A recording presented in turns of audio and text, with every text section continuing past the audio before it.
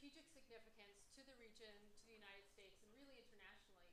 We're very lucky today to have one of the region's really, I would say, very prescient observers, commentators, academics, and that is Dr. Shafeeq Ghabra. He is here.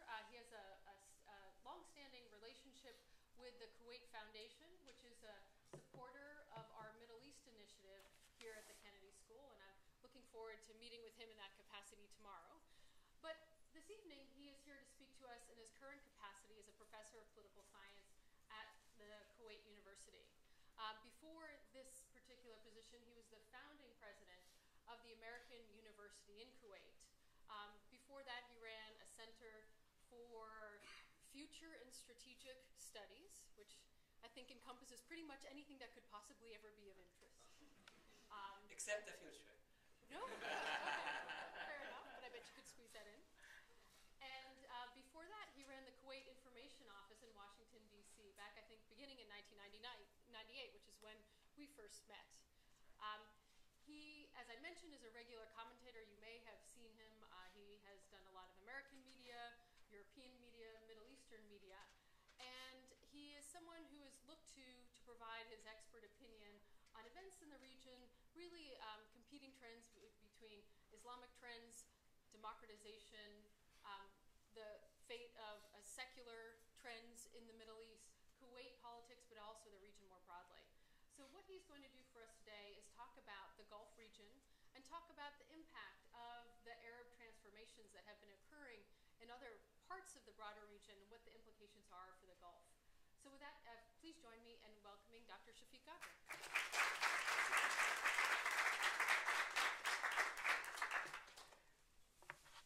Well, I have my notes for you, but they were bigger, and I had to cut them down for the time.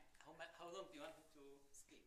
We'll be together until 6:30 if you would like to speak for 30 or 40 minutes, and then I guarantee you, I know a lot of people in this crowd, they will have questions and yes, challenges to your premise. Well, it's a pleasure to be here, and thanks a lot for your kind introduction. Happy to be here and to see faces also and friends that I know from many decades going back. So let me try to maybe give a scan of what is going on in the region quickly before I delve into the Gulf as a topic that you are interested in. But first, let me put the context for it, which is that the Arab world is experiencing today, and since 1910, 11, a sudden discovery of people's power, of people's ability.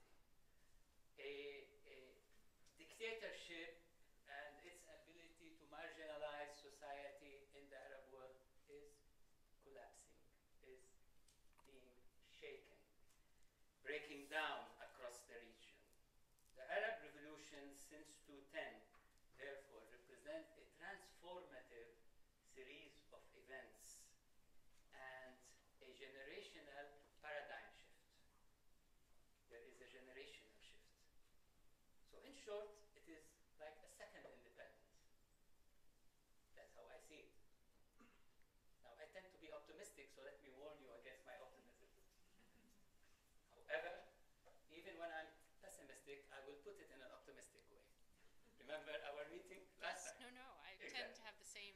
So, in short, it is a second independence. Time can only tell, I believe. The first independence in the Arab world was against the colonial powers. This one is against the regimes and the systems that inherited the colonial powers in different ways and fashions over decades. Certain aspects of what we see today in the Arab world. First, the wall of fear has collapsed. Or maybe putting it better, it is collapsing by the hour, by the moment. People are changing. The status quo in the Arab world has gone up in flames. The shift will not be linear, so don't make me responsible for any setback. The setbacks will be many. Societies, as you know from the Western experience, go through cycles, and the setbacks will take place. But overall, there is a shift. And this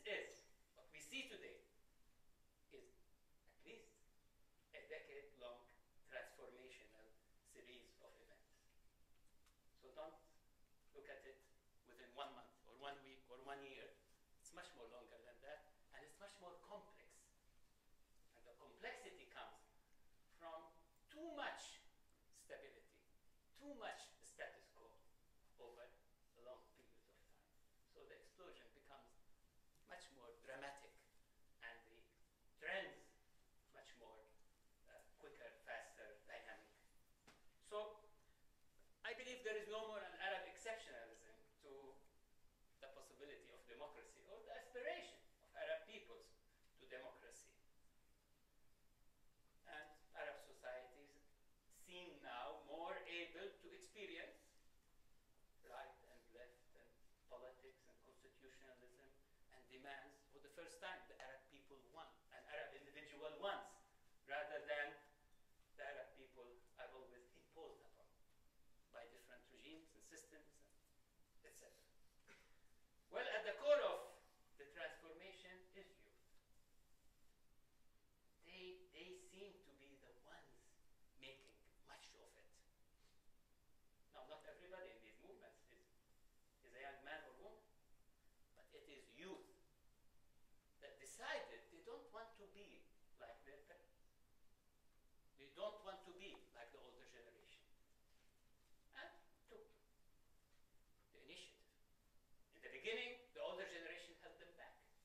And in every place you will hear so many stories about don't do that, holding them back. They imposed their... So there is something deeper taking place. We may need to study this more, we may need to look more at it, scholarly, but there is something deeper. I would say the system of authority is also collapsing or changing dramatically in that world. It's not only the politics, it's not only the regimes, but it's also the family and the tribe and the underpinnings of society. There are changes there. This is to be seen, but I see that there are changes, serious changes taking place in that area. Well, so we say youth and changes within the society is pulling the entire system in a certain direction. Also, something interesting just to throw in the context of what I'm speaking about is that it is ironic that for decades the Arab regimes and the Arab systems spent so much time and energy trying to undermine and trying to basically get rid of the middle, the moderates in their society, the moderate opposition, the dovish opposition. So when the revolutions took place, they didn't find anybody with credibility that can negotiate with them and deliver a solution. It's interesting to see. I mean, they wouldn't tolerate in Egypt someone like Saad ad-Din Ibrahim. So when the revolution took place, a lot of anecdotes one can find on how desperate the regimes were to find somebody. But you spent so much time discrediting these opposition, and now you're trying to... So it came from the grassroots and went upward in the transformation. Egypt is at the heart of the Arab world, so what happens in Egypt will have a big impact on all of us, and we can maybe discuss this in further details. It's still in transition. It will continue to be so for quite some time. So I see in Egypt 3 to 4 years before you settle between the military establishment, the Muslim Brothers, the Tahrir people who are trying to move things in a certain direction. Regime change in Syria will definitely have a big impact on the entire region, given where Syria is and what Syria does.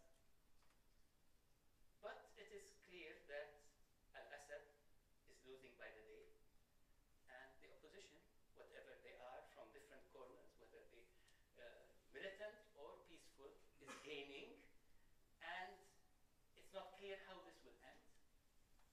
It's been very bloody, but there will be a final stand, and Syria will not be again the same Syria under Al-Assad, and the people of Syria are looking forward for something else. The price has been heavy, but the Assad regime will never be able to put this together. So I see Assad on the way out, something else is on the way. Mostly in the direction of the spirit of the Arab Spring, despite all the complexities that we see today The Palestinians, who have for years practiced all kinds of forms to salvage their nationhood and national rights, whether violent or non-violent, are now in a state of trying to understand what's the next step for them. Over the last decade, if not more, Israeli settlements in the West Bank and the way things have moved has undermined to a large extent, as I see it, the possibility of a Palestinian state. So, no Palestinian state, but there are 5 million Palestinians on the land that's still a place of conflict, and the West Bank has 2.5 million people, and Gaza is in a bad situation, and Jerusalem is slowly losing its Arab identity, settlements. So the status quo also in Palestine will not stay, Palestine, Israel, / etc. will not stay. Something will happen, but it may take a year or 2 or 3 before one sees in what direction things are going to go. The status quo cannot be sustained. Palestinian state is not going to take shape. Doesn't seem to be in the process. There is no end light in this tunnel. So, and people are frustrated dramatically, and something is going to also reflect itself. So this is like, but there I see this long-term ongoing conflict and over rights, over equality. Maybe one country, one land, maybe, both Palestine, Israel again, and put some sort of a formula, maybe 2 parliaments, I don't know. I mean, something will happen, and people are thinking at this stage and not rushing to anything that could be not well thought of at the same time. It's a very unique situation as I see it today in Palestine. So this is the overall.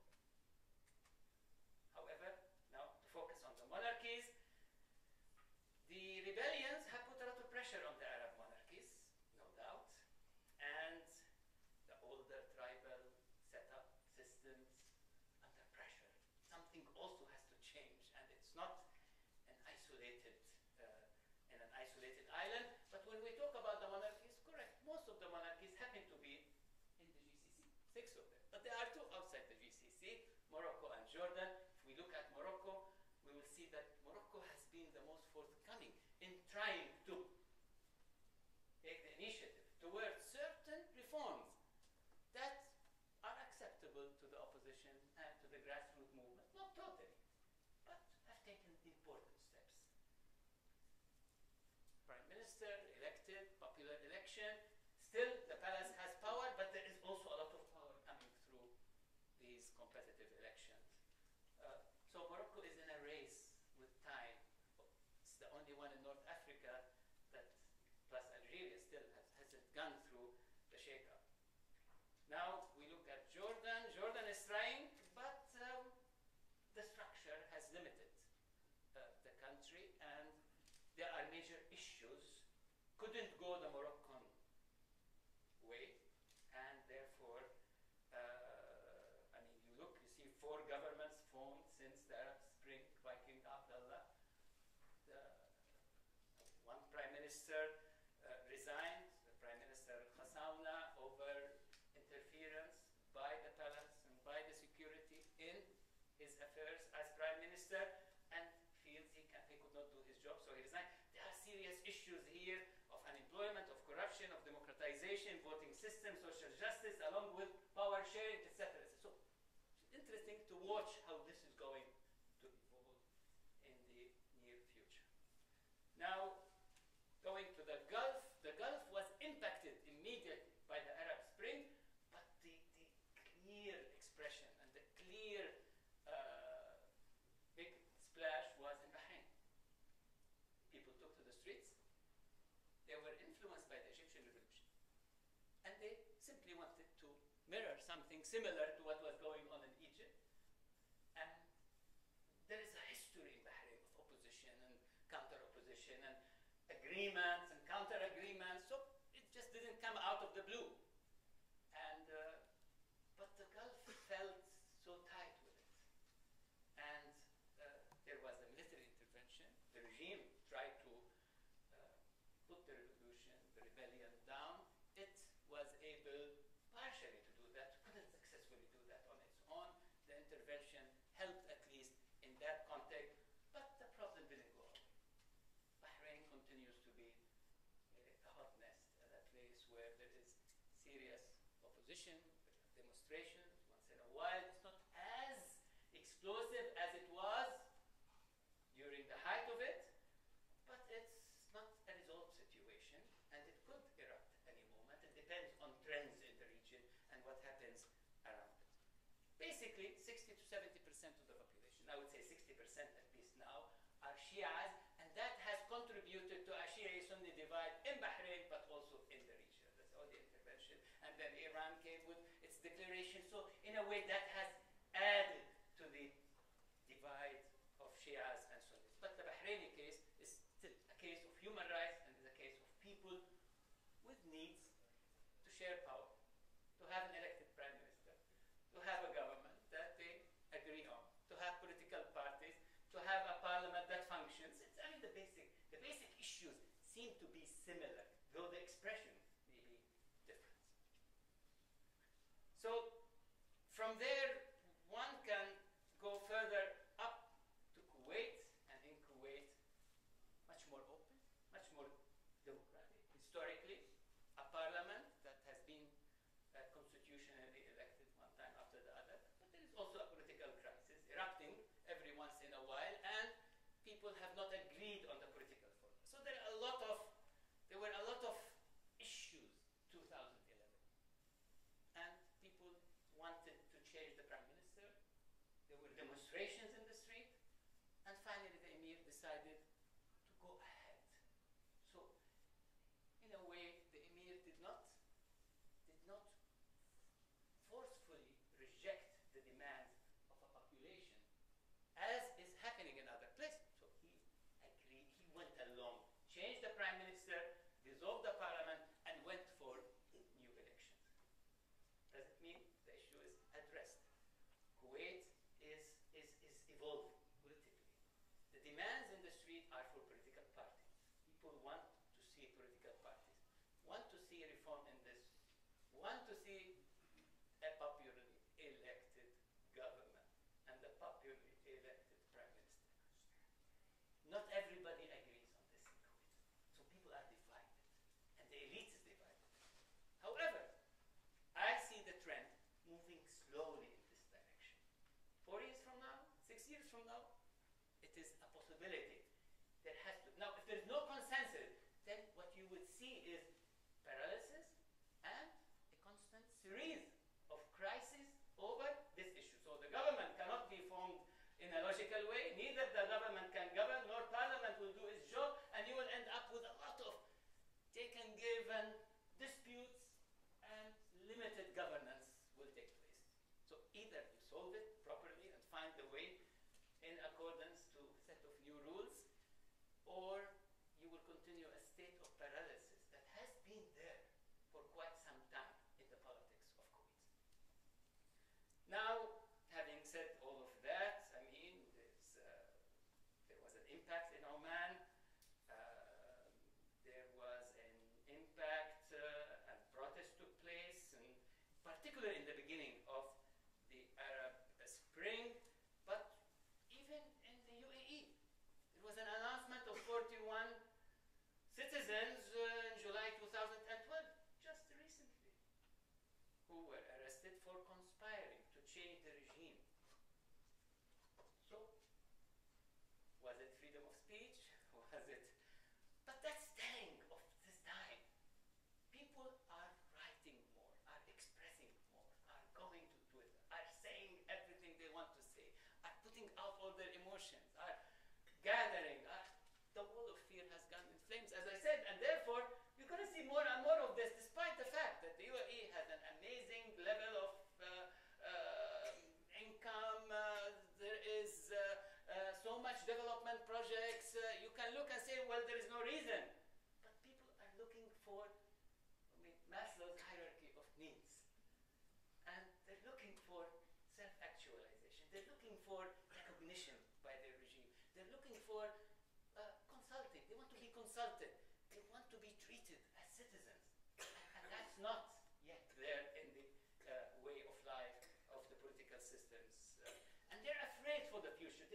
sure what the future will carry for them.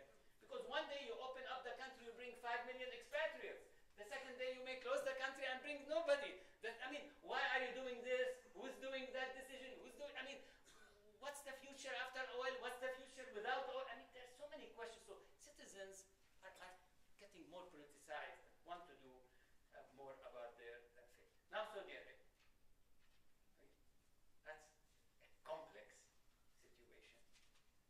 At the surface, it is the most stable country on earth.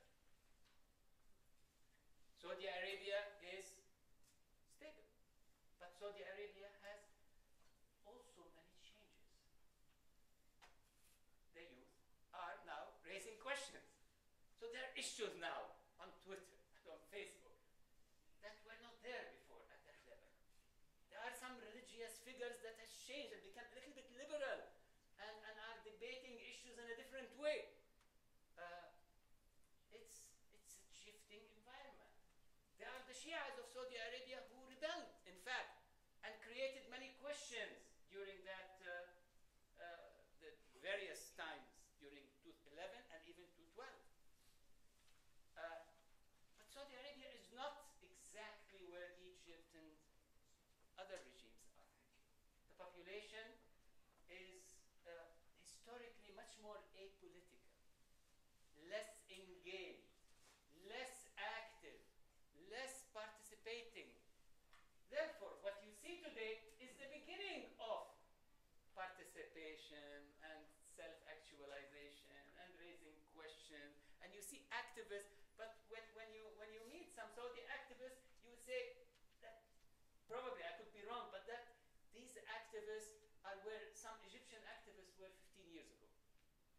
They're just starting to raise questions. They're just starting to bring about issues. They're also starting to challenge certain things. Now the religious police will come and stop some people. People are more challenging. Why are you doing this? And then then put it on YouTube, and then YouTube is all over the world, and there's an issue. Now I have to say that there is a king that has a much better way of thinking. He opened an co-ed educational institution before the Arab Spring. He wanted to relax things. But also there is an ailing leadership, and one doesn't know how all of this is going to turn and impact the stability and the continuity. Young Al Saud will have a big burden on that in dealing with the impact, the changes, the new population. So in a way, the populations, you read Saudi novels today by female Saudi novelists. They're amazing. There are so many questions. They put forth a lot of issues on freedom, on individualism, on human rights, on equality, on the system, on life, and it's published, so there is an undercurrent taking place and an evolving population in Saudi Arabia, and that is it's a matter of time before you see these expressions take further representation. So people will ask at some point there has been people who asked for a parliament or a representation, an election. They were not listened to, and they were not enough of a size, and there were some liberals and some Islamic. But I would predict that this is going to be on the rise within the coming era and time, and it will be up to the younger Al Saud, to deal with it, given the age of the existing leadership, thinking 5 and 7 years down the line, if there is time, because nobody knows how much time there is. In politics, nobody knows. In things like that, because the moment you start reforming an older regime, you never know how things happen and what people then will come, and you never know what collapses, what stays, and things could get out of hand, and we've seen that in so many regimes and political systems. Well, the Gulf reactions to the revolutions is another. It's another side we need to look at. $20 billion of economic package to Oman and Bahrain by the GCC to hold things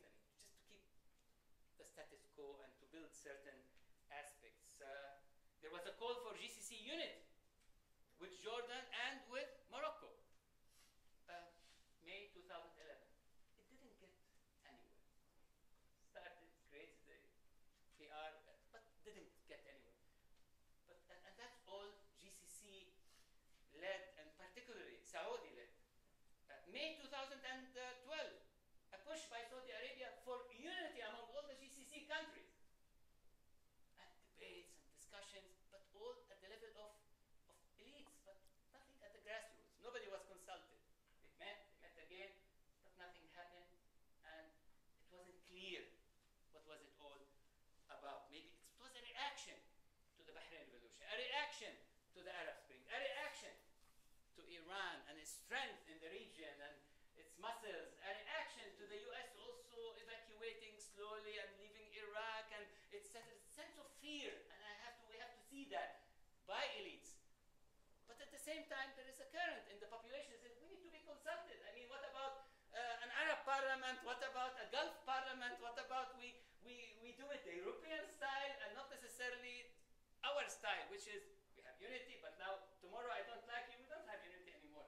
We'd like to have a better one that's not between leaders due to whatever calculations, but between people that can be based on institutions and economics and exchange and education and so many other things. So to see that side. Now also when we look at GCC reactions, we see the differences. I mean, Qatar, wants to keep its individuality. So what unity will make Qatar not become Qatar, the way we know Qatar now? What unity will absorb Kuwait, which is going further democratic? Bahrain called for the unity immediately. I mean, they're ready now to unite, but only Bahrain.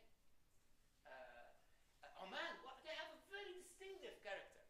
The Omanis, very calm, very distinctive, they have their own pace even, their own mood when it comes to politics. And it's Oman, with quite a history. Now, you look also on the reaction. Like in Libya, for instance, Qatar took the lead in supporting the revolution and went ahead and supported financially and even militarily, and then we had NATO come in, but Qatar took the lead before other GCC or Saudi Arabia came. So there is this proactivity by Qatar. In Yemen, they all agreed, and Saudi Arabia played a central role, and in Yemen, they were able to have a consensus, all of them. That was too close. But in Syria, Qatar took the lead, Saudi Arabia followed. So, and that's important to see in their reactions to the Arab Spring. Saudi Arabia was more supportive of the military council in Egypt. I mean, this is the impression. Qatar was more supportive of the Muslim Brothers. The Muslim Brothers won the election.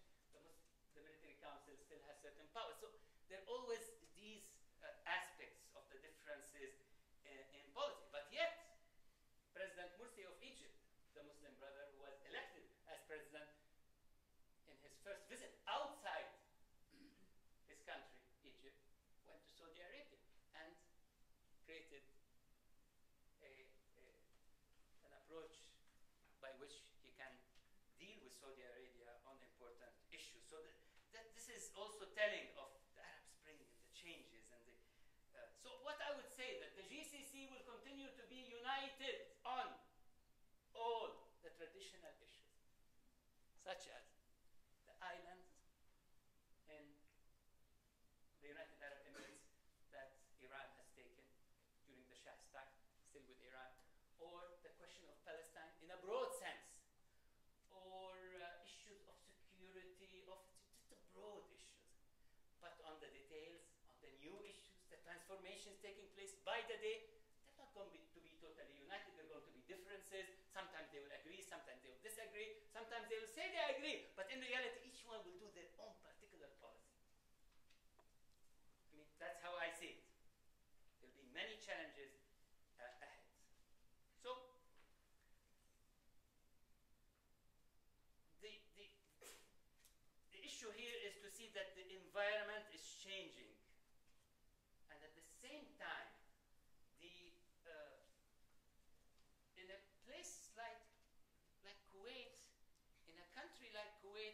it's not only, and even when you look at other GCC countries, but Kuwait with a very dynamic grassroots movement, civil society, left, right, Islamists, liberals, you name it. These movements create their connections as well with the Arab Spring, independent of the government, independent of its policy. So Muslim brothers in Egypt, you have good connections with Muslim brothers in Kuwait, you have good connection with Muslim brothers in Saudi Arabia, etc. And it's amazing that Muslim brothers in Saudi Arabia have been doing a lot of debates, and even some of ideas that they are carrying today are far more progressive than, and influencing Muslim brothers in Kuwait to become progressive like them. I mean, there's a lot of debate going on. So what you see today in the Middle East is not going to be there easily a year or two from now. So, I mean, we're living in interesting, I mean, who said, I mean, like to wish for you to live in interesting times. So we are living in interesting times in the region and maybe in the world. Now, another observation. Before the revolutions of the Arab world, one can see that the Arab world was divided. I mean, Arab and non-Arab, the region also, was divided between the resistance camp. I mean, that's a big word then, 2-3 years ago. Now you don't hear much about it, but it was big time. The resistance camp, which included Syria, Qatar, Hamas in Gaza, Hezbollah in Lebanon. And opposing them is the moderate camp, led by Egypt and Saudi Arabia. Where are they? The revolutions obliterated this old framework. Syria is in rebellion. Hezbollah is fretting over strategic losses. Egypt has left the moderate camp and moved somewhere else. And Qatar is no longer supporting Syria or the Syria-Iran axis. So that's what I mean, how changes are unfolding. And so what you see is maybe a potentially unfolding dichotomy between Democrats and non-Democrats. We don't need to take it so rigid, but there seems to be something happening there in that to be looked at. So the region will also witness, and is witnessing, changes in the relation between government and religion. No surprise that the slogan civil state is gaining momentum. I mean, you look, you see Muslim brothers winning elections, you see, but in Libya they didn't. And in Egypt, it was a 50-50 situation. And there are forces in society that are gathering. And the Muslim brothers themselves are changing, and could be changing more. I don't know where the Salafis will end, but the Muslim brothers are changing. And there is a sense that, yes, I mean, potentially secularism will take a more firmer, I would say, root, or firmer reality in the Middle East, will be more recognized as such. So what appears as the rise of the Islamic forces also is absorbing them, is maybe moderating them, is making them see the reality of what governance is all about, and what systems, and what politics, and what you can do and what you cannot do. I mean, President Morsi of Egypt had to sit with all the artists and the ones who do the drama, and etc., and be jolly and enjoy and talk with them and promise them good, whether he will do or not. There are realities that will force themselves on everybody, and the changes are catching up with the population. So the trend is changing. That's to be seen. So in conclusion, the wall of fear has collapsed, and is still collapsing, and will collapse more. And that this is, I see it as a democratic Arab moment. And the Arab world is at the crossroads. Attempts to avoid reform by governments in countries that have not experienced revolution will create trouble. Let me not define the trouble. The GCC countries are influenced by the events, and they also influence events. They act and act upon, and they react, but they also try. It's like a race.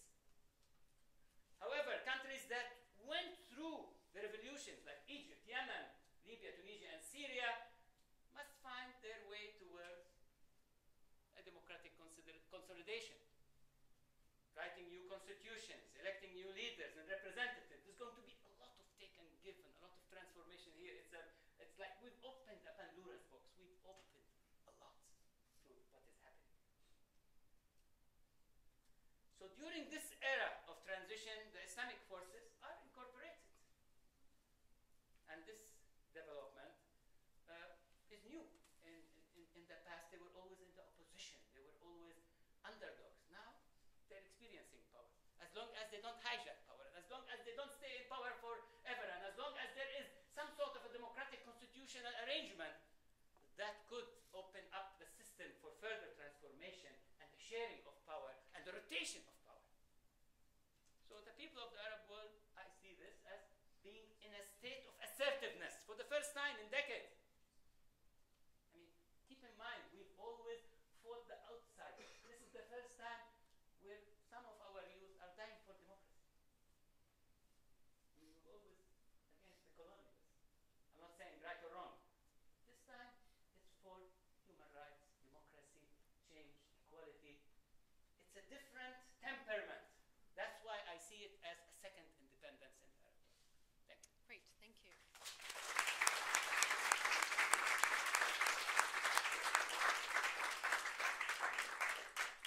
I wondered if I might start by asking you the first question and then open it up. I wanted to ask about the monarchies and the movement to constitutional monarchies that you suggested. Is there a path where this can happen? That a path that countries can kind of emulate? You mentioned how Morocco has really moved far in that direction.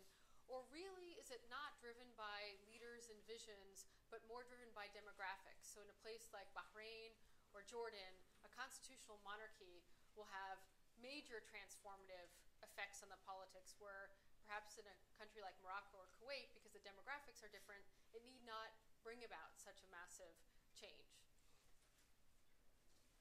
I mean, basically, let's try to see what's involved in it, what's at stake. At stake is a need by the population to have the right to politically express themselves in political institutions and political parties, and to be able to run for a clean election, as clean as possible, correct? I mean, I know you're all coming to an election very soon, and so a clean election in the sense of as transparent as possible, as clean, and you can get to the ballot box, if you don't get killed on the way,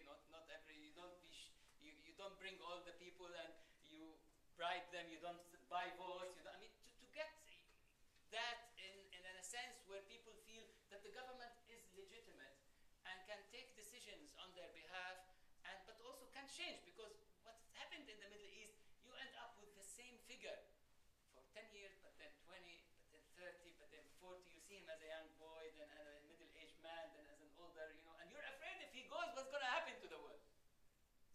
He's been there for so long. And then finally you rebel because he also loses in touch because it's been so long. And so to change faces and change leaders and that change is good in the end. So that's this democratization comes from there and comes from the sense that you need a responsive system, a responsive government that can be elected and can be voted out of office when it doesn't respond, when it doesn't do well. Correction and self-correction. Across the region, these are issues. Now, if I take Jordan as an example, if the regime is not able to go in that direction, it is encouraging the population to become more radicalized. If it becomes more radicalized, nobody knows what will happen. So, again, get a classical situation. If the monarch is able to come and say, well, look, you see, because the regimes in general, I mean, and in the case of Jordan, the security apparatus do have the upper hand. So now the monarch will have to come to the security apparatus and say, now you are under civilian control. In Egypt, it's the military. Now you are under civilian control. So everybody has their empire within the system. And therefore, to put the security apparatus on the side, where they do their job and not their job to listen to telephone calls and to follow in opposition and to make people not able to express. But then to come to an agreement on a parliament that is saying, we would want to become government. And we decide on opening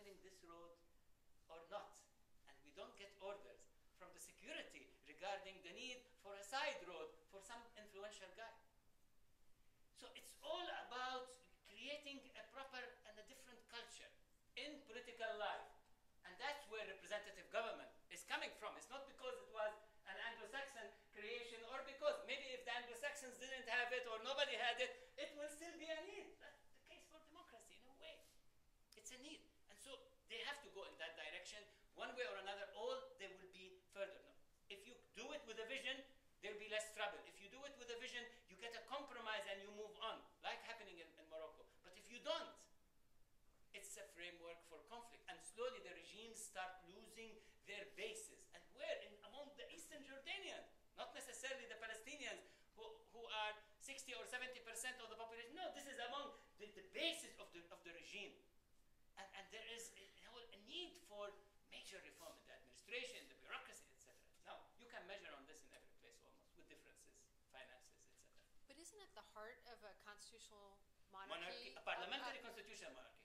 A parliament that selects the prime minister rather than having the king or the emir. Exactly. And that, as you mentioned, in Jordan, that would mean a Palestinian government, right? So that would likely, not for all time, but because of the demographics. So it would bring about a change in the power base Correct. of the regime. In Bahrain, it would be the same thing. See, but this is the problem. In that part of the world, we are looking at people not as people. We are looking at people as categories. Mm-hmm. In America, you end up with an African-American president. You don't say the blacks took America over, or took over America, right? The African-Americans took over the US, okay? But in the Middle East, if we end up like with a Shi'i prime minister, let's say in Bahrain, we say, oh my God, Iran, the Shias took over the country. That person could be as democrat, as liberal, as open, as committed to his country, as nationalist, as clean as ever. So again, if you're looking at now the situation in Jordan, just to give it more taste, Palestinians are leaving the events take shape. But I would tell you, at some point, the Jordanians, the East Jordanians, are going to realize that there will be no change in Jordan unless the Palestinians participate in it. Mm-hmm. They're going to come to the Palestinians, Jordanians, and say, let's build a country, let's build a nation that respects individuals, no matter where they come from, where they were born, how they look like, and you're a citizen and you're equal, and etc. And let's build a country, and let's do it within a certain framework of democracy, of respect, of focus on the individual, rather than one group takes over and the other group becomes an underdog. So we look at Syria, we say, oh, it's either the Sunnis or the Alawis, or the Druze, or it has to have a shift in the framework, or else it will be again the same Ibn Khaldun cycle, where one group, one family comes, takes over, and then disaster over all others. That's not going to work this way. Yep. Alhamdulillah, that's what I say. It's not going to work yes. this way. All right. It doesn't work this way. For the next stage, I see in the region. Okay. Would you like me to recognize people, or do Please, you want to? You can do whatever it is. Okay, sure. Yes, starting right here. Hi, thank you very much for your talk. It was very interesting. I wanted to know whether you can speak to why there's such a difference between the political development in Kuwait as opposed to the other Gulf states. Why do you see a strong parliament in Kuwait? Do you think it's because in the 1990s the regime was weakened? Is it the demographic makeup of citizens versus non-citizens, or could it be something older, like a more independent entrepreneurial class in Kuwait when independence Correct. happened? Yes, it's older, independent, entrepreneurial class on the one hand. But on the other hand, Kuwait was lucky with a very visionary emir in the 1950s. His name is Sheikh Abdullah Al-Salim Al-Sabah, who came from his own thinking and decided that the moment the country was going to be independent, we need a constitution, let's have elections, let's go democratic, let's have a debate, and voted in, and people came. So that created the foundation of reconciliation in Kuwait. Now, we've had a lot of trouble on the way after that, and after his death, etc., after he died, but that's the root of it in Kuwait, and so it is much more mature, much more tested, and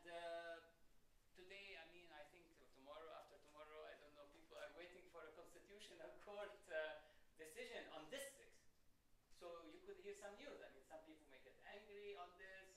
There's some attempt to redraw the district. People want the district to be drawn in a way that the way it used to be on the last election. So the country is going through a process.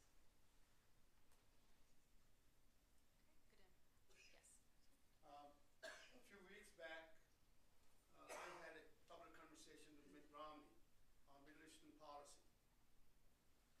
And I'm going to ask you the same things. And I want your perspective from the Middle Eastern point of view. What I asked him was that what was his Middle Eastern vision of the U.S. policy if he becomes the President of the United States? As you know, the race is very tight. There's a 50% chance that he could be the president. He said that we are going to take the leadership in the Middle East. We are going to draw a red line against Iran.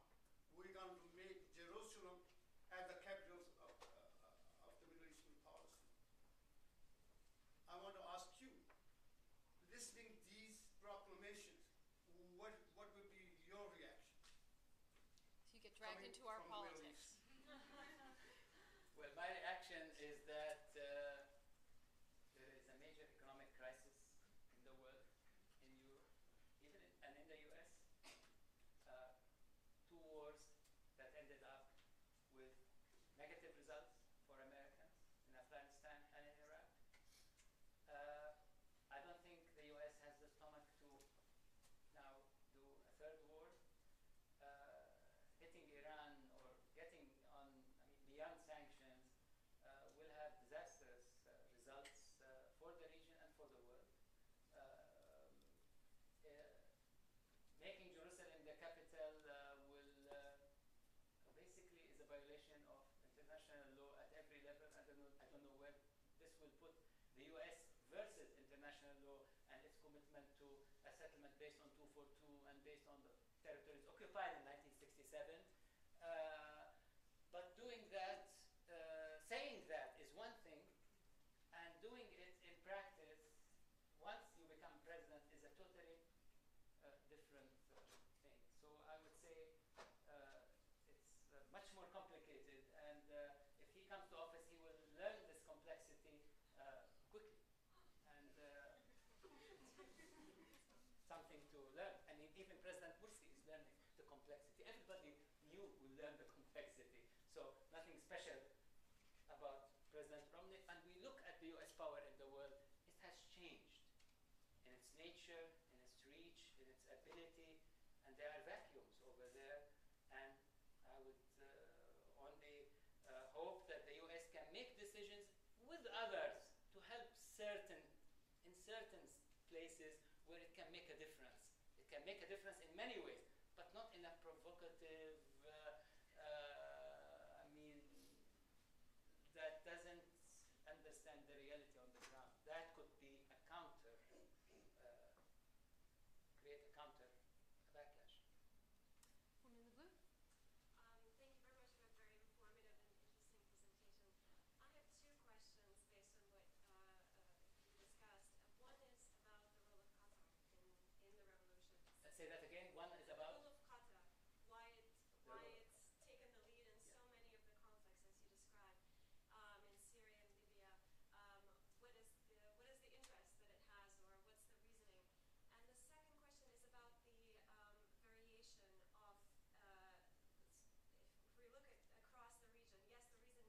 Yes, the region has changed, as you said, but there have been very different strengths of challenges to sitting regimes. So why do we see a very strong uprising in some countries and a much weaker and much tamer kind of under the surface murmurings in others?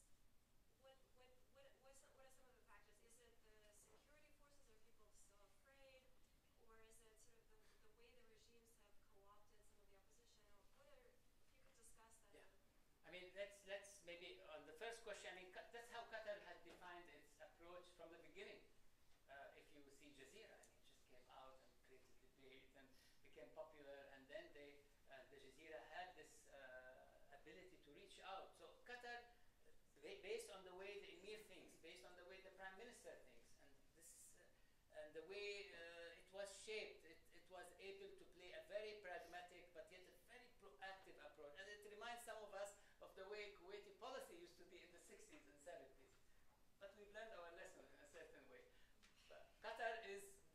they don't learn, because I hope they don't have a bad experience. We had a bad experience in 1990, but I hope they don't.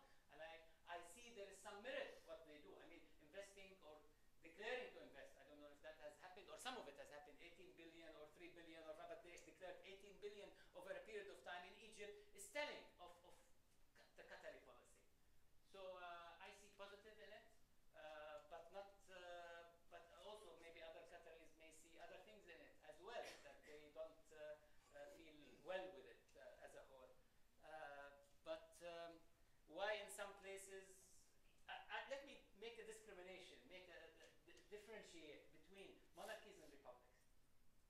So republics in the Arab world are the ones now under revolution, with the exception of yet Sudan and Algeria. Algeria had a major revolution on issues and a lot of brutality. People are afraid to go to the street again, though there is a street movement.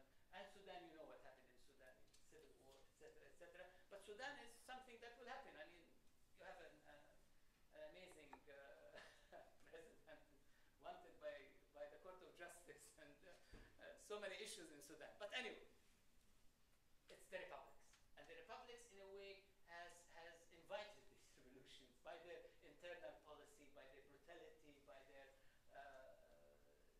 staying in power for decades, turning republics into monarchies. I mean, people felt that that's too much. I mean, they are really taking us for granted. So let's rebel. They rebelled. So there were many causes, definitely, for these rebellions, but in a way, it just went too far, the republics.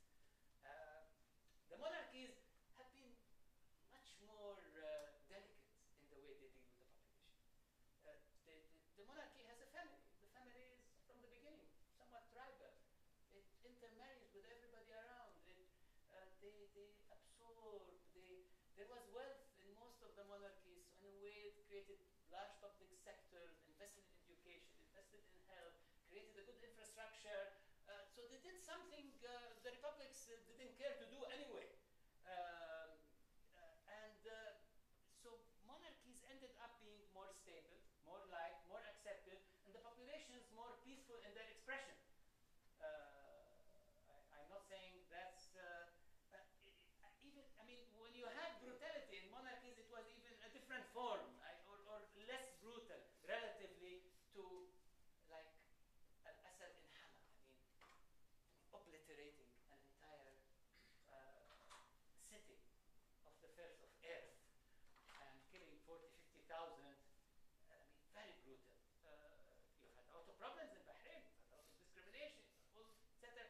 But there's always been this ability to, even after that, to reconcile, bring in people, talk, try to solve, So overall, it gave stability to the monarchies. Yet, the monarchies are not democracies. And there are some issues, and many issues, that create currents and reactions. And there are issues about law and about implementing and about justice and about equality and about etc. And when you look at Saudi Arabia, you see a bigger, more complex even picture about these issues. Because all the others also, you're talking about population of 400,000. Qatar's population is very small. Bahrain's population altogether is 1 million. We look at UAE, small population. Kuwait is 1 million. So also keep in mind that you can't, even if you want to demonstrate, you can't have 1 million. Right? You need a mass there to do these things. MD? I had a question. Given the situation today in Egypt, Tunisia, etc., and being myself a Moroccan and trying to understand what's been happening in our world for people of my generation, it's mainly also a problem of economic opportunity or lack of economic opportunity. That's why people rebel, because people go to the job market, but there are no jobs. We may be in the direction of democracy in many Arab countries, but in terms of economic prospects, I don't see much.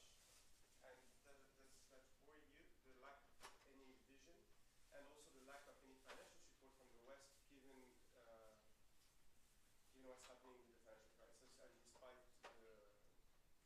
whatever was announced during Deauville, but it was not anything concrete at the end of the day.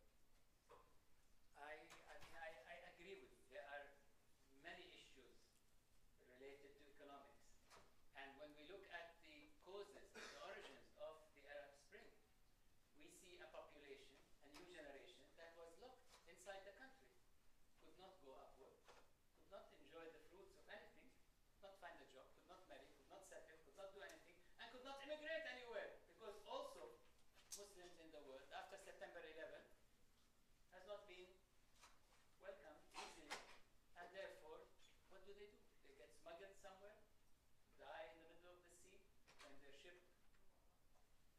sinks, or so in a way you have a generation that's in a standoff. It couldn't but move in a certain direction. So you have these revolutions. Now, can we economically make a difference?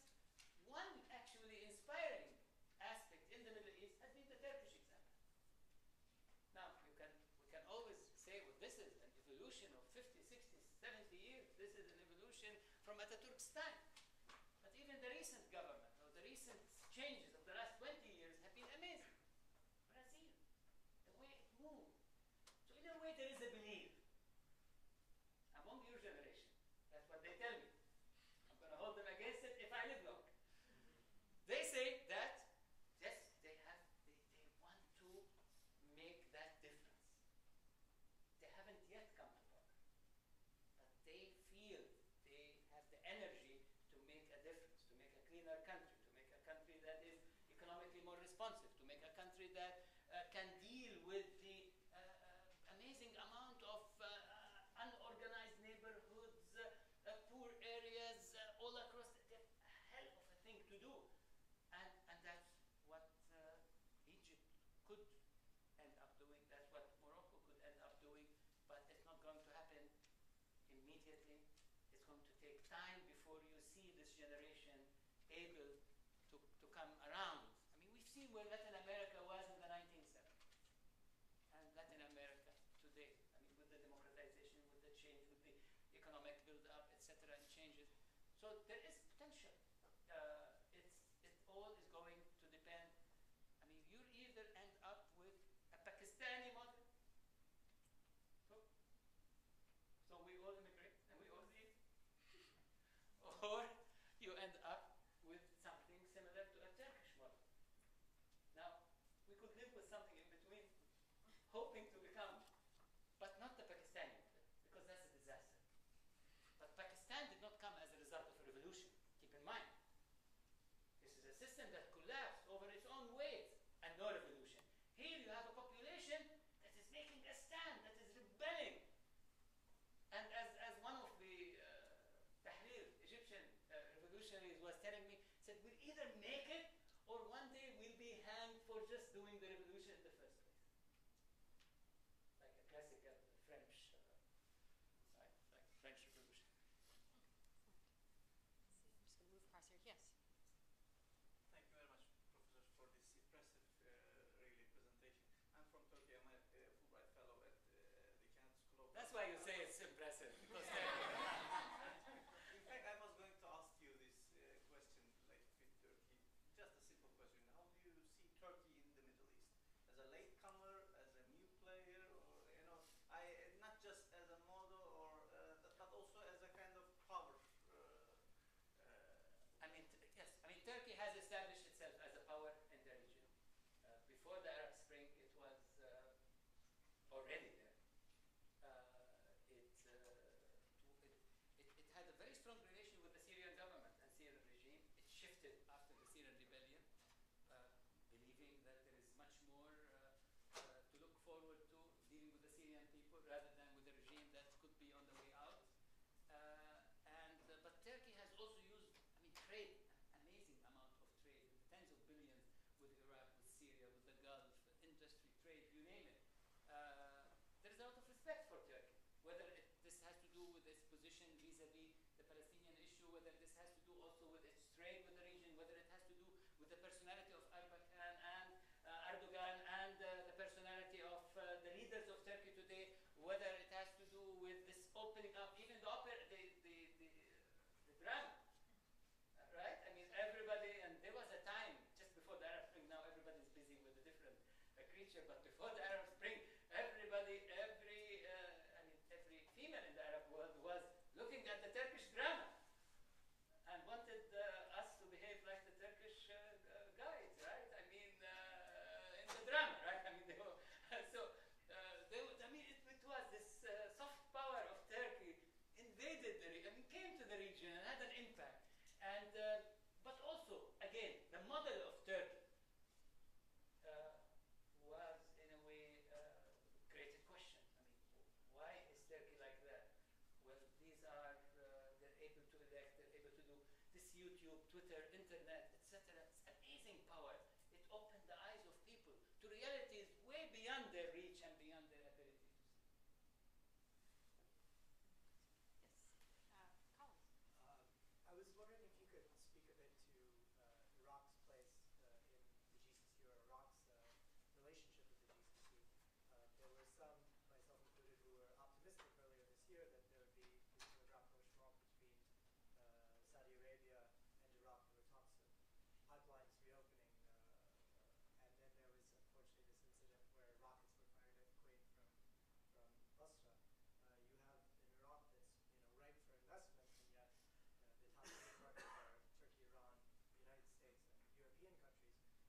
still a reticence on the part of the GCC to have any sort of relationship with Iraq after what happened in the early 90s, or do you see that possibly changing?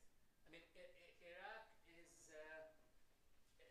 the difference between Iraq and the rest of the region is that Iraq, over time, was under sanctions.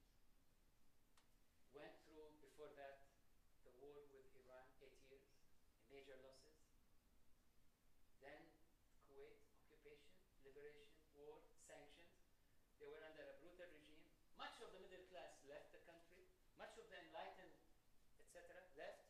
And many others left after the US invasion.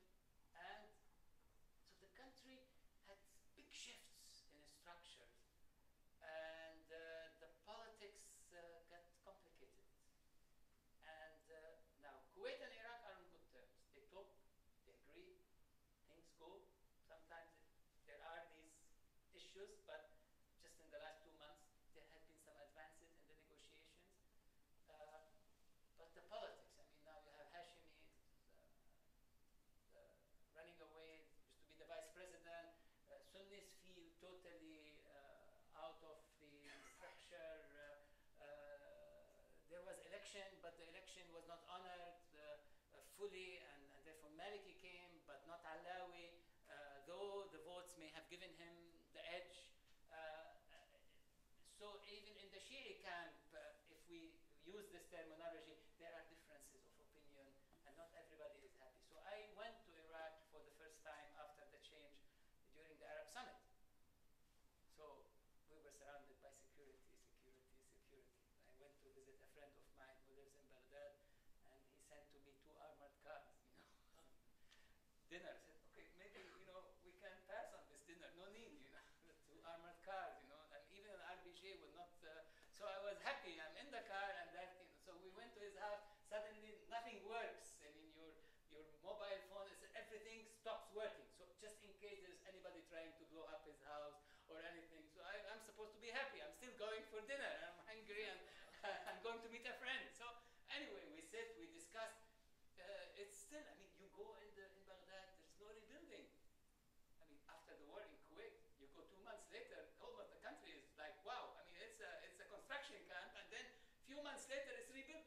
You don't feel rebuilding. You don't feel anybody's then investing. And then you talk with the taxi driver, not the taxi, the people who the government put for us to drive us around or take us from the summit to, and they're not happy as well. And they're not happy even with the political system, though they belong to the same group. So there is a lot taking place. How will this play? How it will change? I think there's a lot going on in Iraq. And if you have fair elections, if you have this, I mean, you could produce certain results.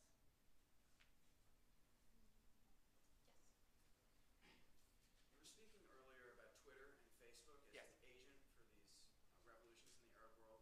And my question is, because it's in vogue in the United States to credit these revolutions to our technology, is it actually true that young people across the Arab world are using Western technology to try to bring about Western-style democracy?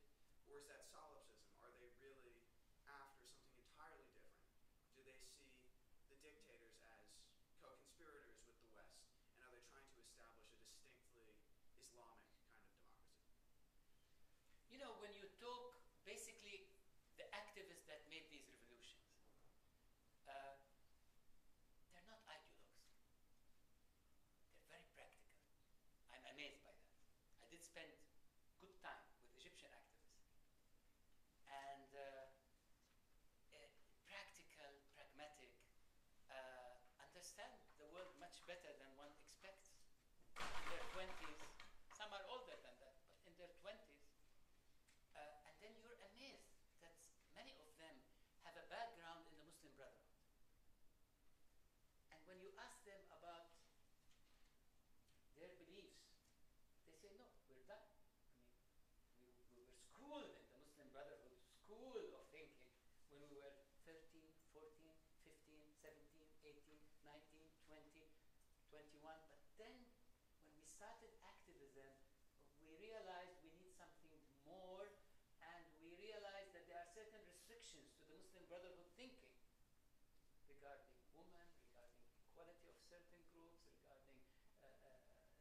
civil state, etc., that we went beyond. They will tell you, we respect them, we deal with them, we have a common agenda, but we've moved ahead now. It's an evolutionary situation. So the activists here tend to be of a different brand, like some combination of many things and experiences, and many of them were jailed and out of jail, but they went to the virtual world, correct. Many of the activists in the region, in these revolutions, went to the virtual world because you had no other place to hide and express ideas. And so it was the virtual world of which the regimes felt, oh, it's okay, I mean, if that's what they want to do, we're not going to bother a lot with this. And if they do, they don't see any danger.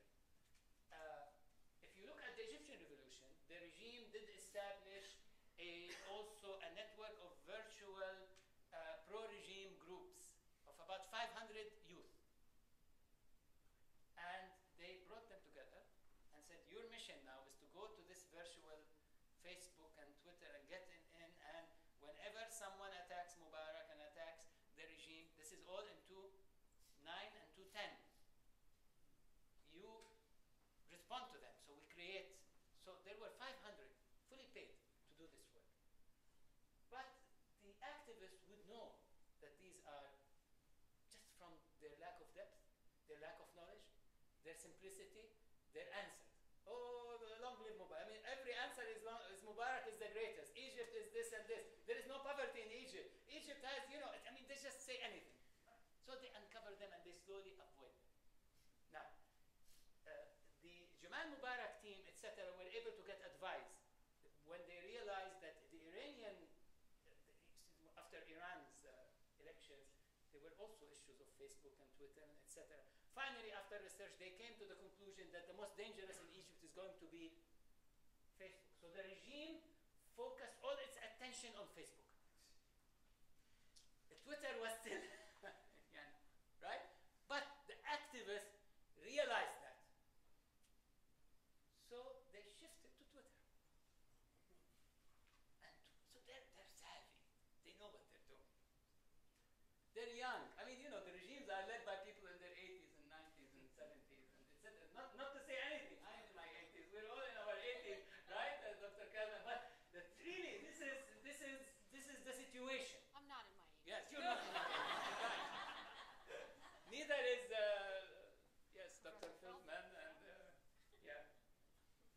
But what happened here is that the activists moved toward Twitter, deliberated on Twitter, discussed everything on Twitter, and decided after the Tunisian revolution, this is the first time ever in a long time, historically, that Egypt is not the lead in something that big.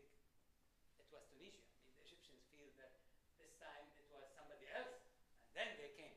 And that adds to the feeling, look at what happened to Egypt. And so they went to Twitter and deliberated on Twitter, and on the day of the revolution, they made the announcement on Facebook. So the security and all these 500 got the news at the end as an announcement. Let's meet on the 25th, on the day of the police, and make a revolution. Now, those who did that didn't know there's going to be a revolution. They just were throwing dice. They said, look what happened in Tunisia. Let's try. If it works, it works. If it doesn't, we go to jail and then we try again. Very simple. Now, on the side of the regime, this 500, I mean, they have their leaders. So they made a meeting just 2 days before, a day before the revolution.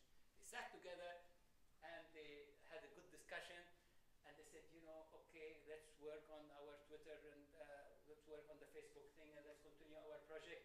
We'll meet you after the 25th, you know, we'll meet after the vacation. Tomorrow there is a vacation, but tomorrow there's the revolution. They didn't know. And they were saying, you know, it looks like there are going to be maybe 5,000, 10,000 people in the streets, etc. Be careful, but we'll meet after tomorrow. So tomorrow there is a revolution. And these guys are shocked. And everybody is shocked. And the regime is shocked. Some of the estimates in the regime expected maybe 50,000 to go to the streets. That's what Omar Suleiman says. But nobody expected millions. It was spontaneous, and even the activists in the street were shocked that they were there. Some of them actually went down hoping something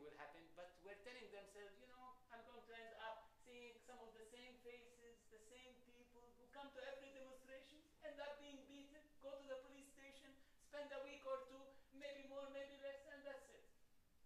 So that activist is surprised that 20,000 came from here, and 20,000 came from here, and 10,000 came from here.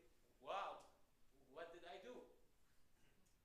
And then they were saying, okay, calm down. They didn't want big trouble. So the people and the army and everybody are together. That's what they were starting. The police and the army, this is the first slogan. And then they started to say, live, equality, live dignity. I mean, these were the simple slogans. And then when the police shot on people and there was blood, etc., somebody would stand up and say, down with the regime, down with Mubarak. And then everybody would go. And then it goes to millions. From city to city, from place to place, all the frustration accumulating over 30, 40, 50 years of military rule had to show itself in a moment of enlightenment or in a moment of truth. Thank you for a very informative presentation. You mentioned that Assad is on his way out, and you mentioned that the price has been very heavy. These were your words. I think we're watching the world completely paralyzed. Nobody seems to be able to do anything, but everybody seems to be optimistic, and everybody seems to say the same things. But we have 200 people dying every day in the streets, let alone the millions of people who had their lives completely disrupted, and the human suffering dimension is quite real. But yet, the analysts and the policymakers and the policy advisors are still saying the same things that you mentioned. We're optimistic, his way out, and we don't seem to have any light at the end of the tunnel. Two questions. Why do you suppose that the Saudis and the Qataris were not able to bring the opposition to be a credible opposition and get the recognition of the international community in such a way that they really finish the job? And the second question, where do you see this thing going in Syria? Thank you. It's somehow, early in the Syrian crisis, some of us were having a discussion and we're getting the feel that Syria could be like Assad could be the Milosevic of Syria or of the Balkan, or that Syria could be like Serbia, could end up with what we saw in Kosovo and Bosnia, and that's not going to be an easy way out. And the regime mishandled the whole situation, brutally suppressed the population. The population wanted a peaceful rebellion at the exact way that we saw in Tunisia and in Egypt. That was what the Syrians were trying to do. But with the brutality of the regime, slowly the army started to, because if in Egypt the army came in and hit hard on the people, you will see splits in the Egyptian army. You'll end up with two Egyptian armies. So now we have two Syrian armies. We have the Free Army, and we have another, the regular established army. And the Free Army is composed of the army, plus many recruits and many individuals, and there are all kinds of people now who are carrying weapons and coming. So the militarization of the Syrian rebellion. But yet, last Friday, there were 200 different spots in Syria of civil disobedience and civil demonstrations, very peaceful, etc., guarded by the Free Army, but very peaceful. So people still go out and come, and sometimes they're shot at, and so you end up with 200, 250 every day. They've already captured a big part of Aleppo. They're already making battles in Damascus. It's the Free Army is saying now their leadership has left the Turkish territory and is now in the Syrian territory that they have captured, in order maybe to create more discipline among the Syrian Free Army, with some mistakes. There were some human rights issues, some executions that took place against surrendering Syrian soldiers. So you have also the signs of, I don't want to call it a civil war, but you have the signs of a civil war. But that's what the Syrian regime wanted and sought and worked for from